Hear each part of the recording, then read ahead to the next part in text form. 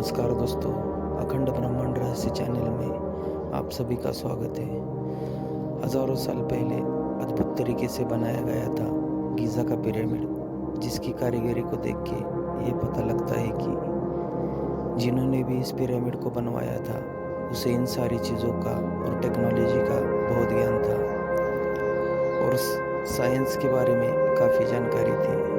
Pyramid के अंदर बहुत सारे ऐसे सबूत मिले हैं कि वैज्ञानिकों को और भी लगने लगा है कि प्राचीन लोग टेक्नोलॉजी के बारे में खूब सारी जानकारी रखते थे। गीज़ा के पिरामिड के बारे में कई सारे सवालों को दुनिया के लिए अनसुलझा माना जाता है। इन सारे सवालों में एक सवाल ऐसा भी था जो दुनिया भर के वैज्ञानिक और शोधकर्ताओं के लिए आज भी एक पहेली है। पिरामिड के गहराइयों के अंदर पत्थरों की दीवारों पर बहुत सारी नक्काशी और चित्रलिपि बहुत ही बारीकी से बनाई गई थी। ये देखकर वैज्ञानिक हैरान रह गए। अब ये सवाल उठता है कि पिरामिड के इतने अंदर जहाँ सूरज की रोशनी नहीं पहुँच पाती, इस जगह पर तो ये सवाल है कि उस ज़माने में ना ही इतनी उन्नत सिविलाइजेशन थी कि वो ऐसी चित्रलिपि या नक्काशी ऐसे अंधेरी जगह पर जाके कर पाती। तो फिर ऐसा करने के पीछे किसने मिस्र के लोगों को मदद तो नहीं की।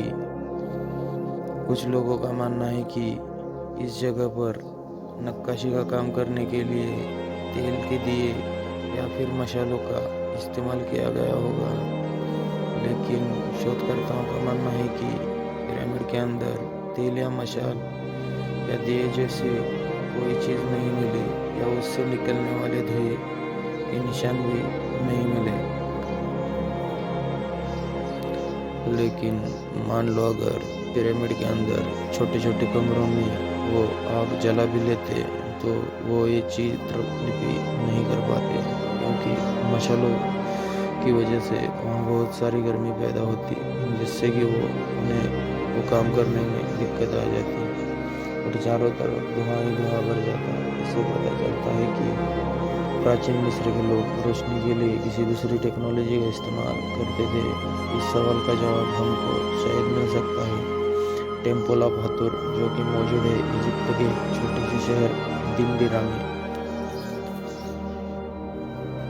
इस टेम्पल के अंदर दीवारों और खंभों के ऊपर बहुत सारी चित्रलिपि और नक्काशी बनी हुई है। पुरातत्ववेदों के मुताबिक ये नक्काशी और चित्रलिपि कम से कम 3500 साल या 4000 साल पुरानी हो सकती है। इन सारी चित्रलिपियों में पुरातत्ववेदों को एक ऐसा चित्र मिला है जो बहुत ही खास था, जिसे देखकर वैज्ञानिक हैरान हो गए। इस चित्र में आप देख सकते हैं कि हमारे आज के ज़माने की दिखने वाली बल्ब के जैसी चीज़ का चित्र बनाया गया है, जिसे देख ऐसा लगता है कि इसके निचले हिस्से से कोई वायरनुमा चीज़ निकली है और वो किसी पावर सोर्स से जाके कनेक्ट हुआ है। अब चित्र के इस हिस्से को गौर से देखें। पुराने ज़माने के बल्ब के अंदर जो तारनुमा चीज़ रहती है, वैसी ही तारनुमा चीज़ इसमें भी नज़र आती है। और एक जगह को गौर से देखिए जहाँ की लाइट बल्ब जैसी वस्तु को दोनों हाथ से पकड़ा गया है, जिससे पता चलता है कि ये बल्बनुमा चीज़ गोल है।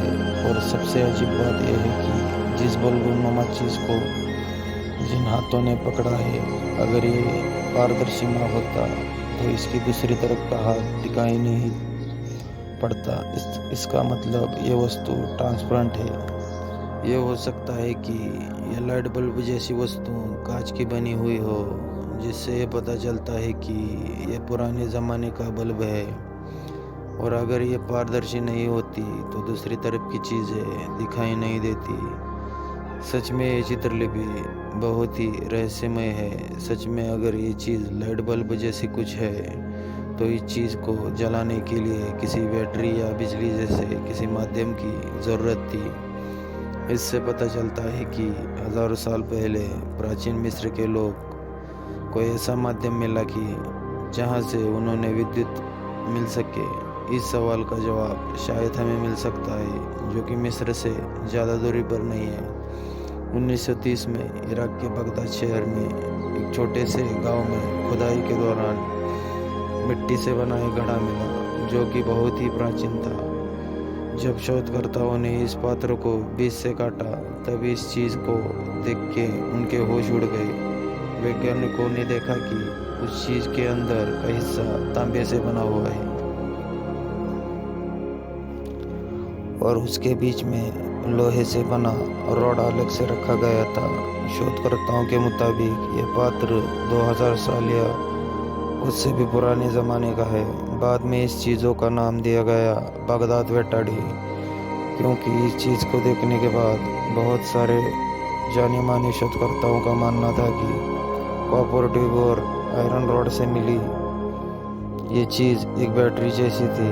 तांबे और लोहे की इलेक्ट्रिक क्षमता के बीच विद्युत प्रवाह तैयार करने के लिए शराब, अंगूर रस और नींबू का रस या विनेगर जैसी लिक्विड का इस्तेमाल करते होंगे।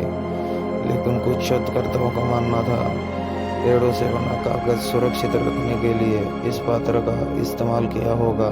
लेकिन एक महान लेखक ने इस बात को नकार दिया। वो महान लेखक का नाम है एरिक वॉन डेनिकन, जो अपनी सारी जिंदगी भर रिसर्च करने आए हैं। उनका मानना था कि ये पुराने ज़माने के लोग इस बड़े घड़े का उपयोग बैटरी की तरह करते होंगे और यही वो चीज़ थी जिससे प्राचीन ज़माने के लोग जो बल्ब जैसी दिखने वाली चीज़ से रोशनी उत्पन्न कर पाए होंगे। और यह बात साबित करने के लिए एरिक वॉन डेनिकन ने एक हैरान कर देने वाला प्रयोग किया और उसके नतीजे चौंकाने वाले थे, जो बाद में उन्होंने दुनिया के सामने लाए। स्विट्ज़रलैंड में एरिक वॉन डेनिकन का बनाया हुआ थीम पार्क में सारी दुनिया भर के लोग आते हैं। वॉन डेनिकन ने इस अनजान रहस्य और एक्स्ट्रा टेरिटोरियल लाइफ के बारे में अपने अनुभव और व्याख्याओं को लोगों के सामने प्रस्तुत करने के लिए बोला, और इसी जगह में वह हैरान करने वाला सबूत लोगों को दिखाने के लिए रखा गया है।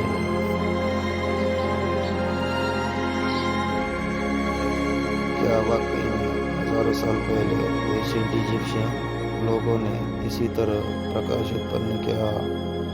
हजारों साल पहले इतनी जटिल टेक्नोलॉजी का फार्मूला आखिर उन्हें कैसे पता चला? एरिक वॉन डेनिकन का मानना है कि इसके पीछे उन बाहरी दुनिया के परग्रहों का हाथ है, जिसने प्राचीन युग के लोगों को यह तकनीक दी। इन सबूतों को देख के कभी कभी ऐसा लगता है कि जिस इतिहास को हम जानते हैं या जो इतिहास हमें पढ़ाया गया है, उसकी सच्चाई शायद कुछ और ही है, जो हमारे सोच से भी परे है। अगर ये जानकारी आपको अच्छी लगी तो प्लीज़ लाइक कीजिए, शेयर कीजिए और सब्सक्राइब कीजिए। धन्यवाद।